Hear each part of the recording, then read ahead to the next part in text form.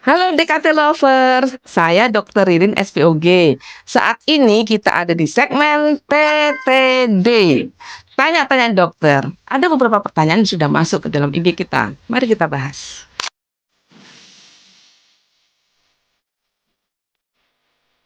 Baik Ibu, plasenta previa itu sendiri sebenarnya definisinya adalah letak plasenta yang ada di segmen bawah, yaitu dia berjarak kurang dari 5 cm dari pembukaan. Ya, untuk pembukaan normal kita butuh 10 cm. Jadi 5 cm ke depan, 5 cm ke belakang.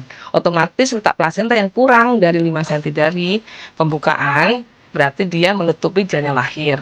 Artinya, berarti untuk pasien-pasien plasenta previa memang disarankan untuk melakukan operasi sesar dalam persalinannya.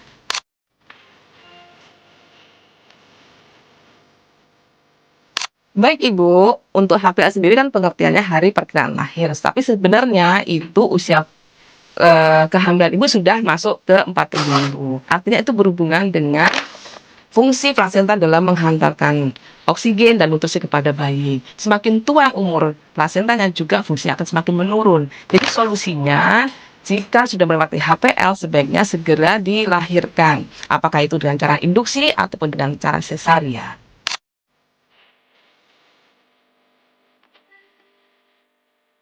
Sebenarnya perlu atau tidaknya salep antikeloid untuk pasca operasi, baik itu operasi sesar atau operasi yang lainnya, itu tergantung dari kondisi kulit dari ibu sendiri. Apakah ibu ada bakat untuk tumbuhnya keloid atau tidak.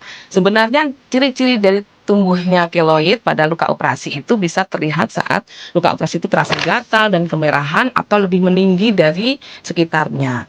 Boleh diberikan, boleh juga tidak.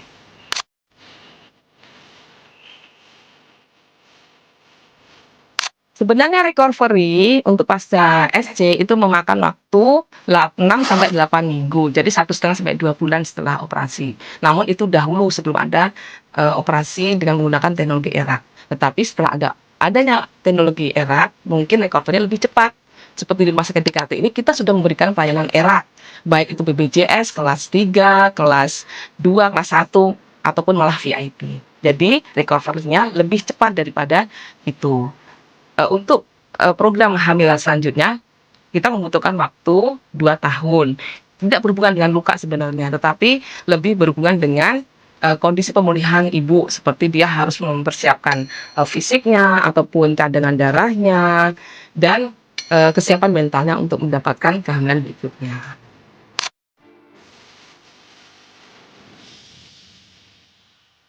Sebenarnya timbulnya hemoroid atau ambien sendiri pada ibu hamil itu umum terjadi ya, terutama pada saat ibu itu memasuki trimester 3. Karena semakin beratnya beban di perutnya ataupun memang pola hidup si ibu itu sendiri kurang bagus, yaitu kurang memakan konsumsi nutrisi yang mengandung banyak serat gitu.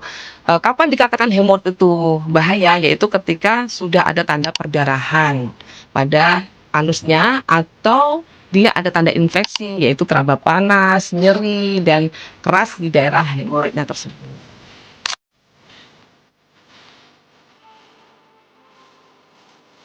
Untuk pasien yang bekas operasi sesar, sebenarnya ada kesempatan untuk mencoba lahiran normal lagi. Tetapi ada beberapa syarat Ibu, yaitu yang pertama, ini sesarnya masih 1 kali. Terus yang kedua, letaknya kepala, jadi bukan sungsang atau letak lintang seperti itu.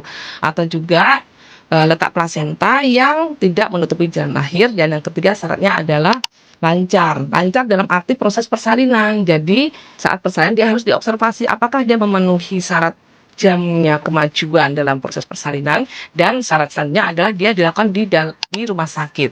Dan rumah sakitnya itu pun mempunyai fasilitas untuk melayani sito operasi dengan cepat. Seperti di rumah sakit DKT ini kita bisa menjamin bahwa operasi sito 30 menit tapi sudah bisa dilakukan. Baik DKT Lovers, itu tadi beberapa pertanyaan sudah kita ulas. Sampai jumpa di TTD berikutnya. Dapatkan jawaban, dapatkan kesehatan. Dah.